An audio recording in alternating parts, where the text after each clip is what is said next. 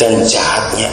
Kapan muncul orang-orang muda dari gereja yang punya hikmat, yang punya kepandaian, yang punya intelektual, yang bisa diandalkan, yang memberi warna dalam teknologi atau perekonomian atau apa saja di masyarakat?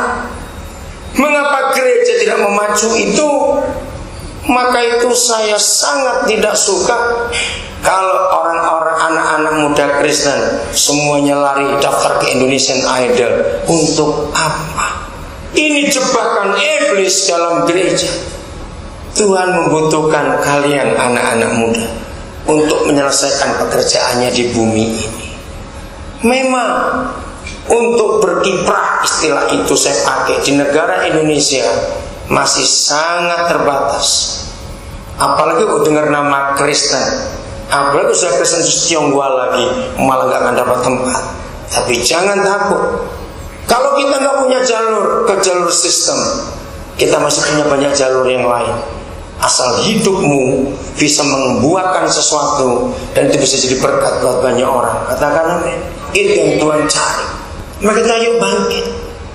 Mengerikan sekali. Nggak tahu mau bagaimana. Saya logika saya bingung melihat bangsa ini. Hari-hari ini pemerintah, banyak orang sedang mengulas sistem pendidikan yang ada. Bayangkan pendidikan di Indonesia untuk tahun anggaran depan itu 20% dari seluruh RAPBN. Itu berapa triliun. Hari ini lagi dibahas mau dibuat apa uang sebanyak itu kalau nggak ada orang-orang ekspor. Menyedihkan. Siapa yang belum nonton film Laskar Pelangi? Angkat tangan. Yang belum nonton film Laskar Pelangi coba. Siapa lagi? Bertobat saudara. Kalau saudara belum nonton film Laskar Pelangi, saudara bukan orang Indonesia. Saya katakan nonton mulai sekarang, cari DVD-nya. Tolong pendeta-pendeta harus menonton film itu. Kenapa? Film itu templakan. Kalau saya berkata gereja dilempar mukanya, itu film bagus dan itu kisah nyata. Sekarang buku ketiganya dari antara sudah keluar, bagus sekali. Baca sudah, lihat film itu supaya kita malu sebagai gereja. Saudara, sekarang ini Muhammadiyah lagi bangkit. Mereka nggak sok-sokan kayak kita, kayak gereja, tapi mereka diam-diam gerak dari bawah. Sekarang mereka sudah eksis di daerah-daerah Kristen. Pendidikan terbaik sudah dikuasai oleh Muhammadiyah. Laskar Pelangi itu mengisahkan sekolah Islam di Belitung. Guru-guru nggak dibayar, tapi mau mengajar. Dan dampak Laskar Pelangi itu hebat sekali. Baca bukunya kalau saya nggak sempat tentang film. Sekolah Kristen sangat dikenal mahalnya. Betul? Begitu orang dengar kata sekolah Kristen, kata oh mahal. Memang pendidikan nggak ada yang murah. Tapi kalau ada yang berkorban, pendidikan tetap mahal. Tapi orang miskin bisa sekolah. Harusnya gereja buat itu. Karena di gereja banyak orang-orang kaya. Cuma para gembala tidak mengarahkan orang kaya untuk berkiprah buat keluar gereja, semua ke dalam. Akhir-akhir ini saya melihat gereja cukup banyak hobinya cuma renovasi. Setiap bulan ada yang direnovasi. Kalau nggak toiletnya, karpetnya, apanya. Menyedihkan dan gobloknya jemaat-jemaat yang mau dibohongi oleh pendeta-pendeta itu. Hanya tiap minggu dimintain uang untuk renovasi, Mimbar bagus dibongkar, renovasi lagi. Ini kejam dan jahat. Sudah waktunya gereja menjadi jawaban buat dunia ini. Jujur, 11 bulan 17 hari ini apa yang kita buat? Kalau perekonomian dunia ambruk seperti ini, berarti orang miskin akan bertambah banyak. Kalau orang miskin bertambah banyak, berarti orang lapar bertambah banyak. Kalau orang lapar bertambah banyak, setan itu beranak pinak. Aneh sekali. Setan itu beranak pinak dengan cepat justru di dalam kemiskinan orang. Di mana ada orang kenyang, nggak ada setan di situ. Baca ayatnya. Matius 4, coba kita lihat ayat ini. Supaya gereja tahu itu semua ada di Alkitab. Kalimat kedua, kalimat terakhir ayat yang kedua. Pak Adi tolong bacakan karena ini terjemahan baru kitab suci. Alkitab yang kita punya bunyinya apa? Ayo baca dulu sebelum Pak Adi baca kitab yang baru. 1, 2, 3. Akhirnya laparlah Yesus. Sudah ayat 2 kalimat terakhir yang kuat Pak Adi? Ada? Kalimat terakhir ya? Pak Adi boleh baca ya. Yang kuat.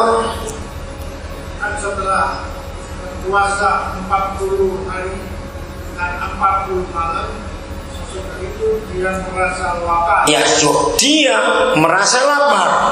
Kalimat pertama ayat 3. Ayo kita baca Alkitab kita, nanti baca Alkitab yang baru. 1, 2, 3.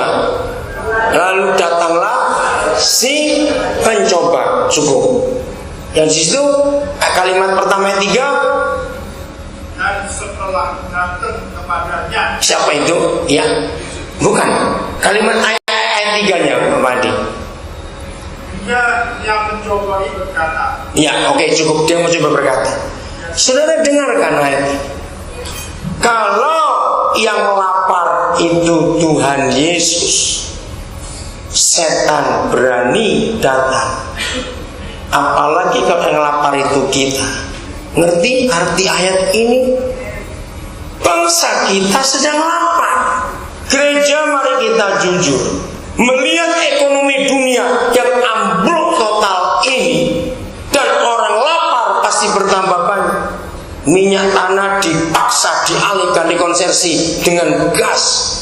Ternyata gasnya pun tidak ada. Lalu mau apa rakyat ini? Mau disuruh apa? Saudara, di mata internasional sudah jadi pembicaraan. Kalau pemerintah Indonesia bisa mengelola kekayaan alamnya, Indonesia ini sekolah itu semuanya gratis, rumah sakit itu gratis, kekayaannya luar biasa. Maka itu tiap hari, bayangkan tiap hari kita itu dicekoki dengan berita pejabat ditangkap karena korupsi, pejabat korupsi. Tiap hari ada demo karena orang korupsi. Maka itu gereja jangan salah mendoakan. Gereja lah yang salah mendoakan pemerintah supaya diberkati. Seringkali doa kita doa kamuflase. Harusnya gereja berdoa, hukum perampok-perampok itu Tuhan yang merusak negara ini.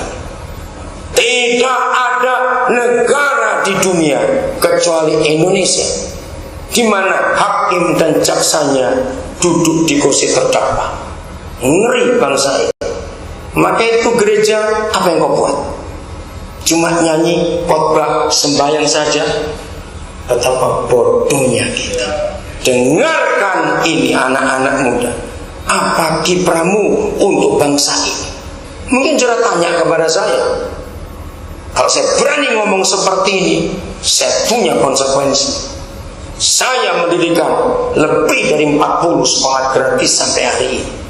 Dan Tuhan memampukan.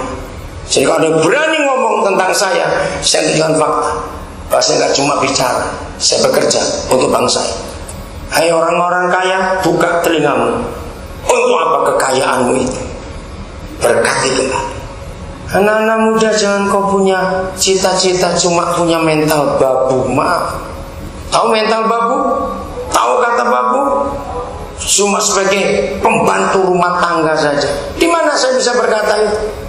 99% mahasiswa-mahasiswi Kristen kurang 3 semester lulus sudah mulai kumpulkan alamat-alamat perusahaan untuk mulai melamar. Nah, itu mental babu. Kenapa saudara tidak punya ide untuk buka perusahaan sendiri? Mungkin saudara berkata, modal dari mana? Nah, itu konsep yang salah. Saya punya prinsip 3 tahun engkau jadi karyawan, jangan babu terus. Tahun keempat berhenti dan jadilah pengusaha. Nah, modal apa 3 tahun kerja kok bisa jadi pengusaha? Gampang, dengarkan. Saya pernah baca diskusi tentang hal ini. 3 tahun kau kerja jadi karyawan, Masa nggak bisa mengumpulkan 3 juta untuk modal?